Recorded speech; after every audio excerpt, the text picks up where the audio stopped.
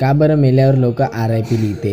RIP लिहिण्याचा अर्थ शांतीमध्ये विश्रांती किंवा शांतीमध्ये विश्रांती असा होतो. मृत्यूच्या आत्म्याच्या शांतीसाठी प्रार्थना करण्यासाठी वापरली जाणारी ही एक पाश्चात्य प्रथा आहे. RIP चे पूर्ण रूप रेस्ट इन पीस आहे, ज्याचा हिंदीमध्ये अर्थ शांतीचा विश्रांती असा होतो. त्याचा मूळ बघितला तर या वंशाचा रिक्वेस्ट इन पेस लॅटिन वाक्यापासून आलेला आहे, ज्याचा अर्थ देखील तोच आहे.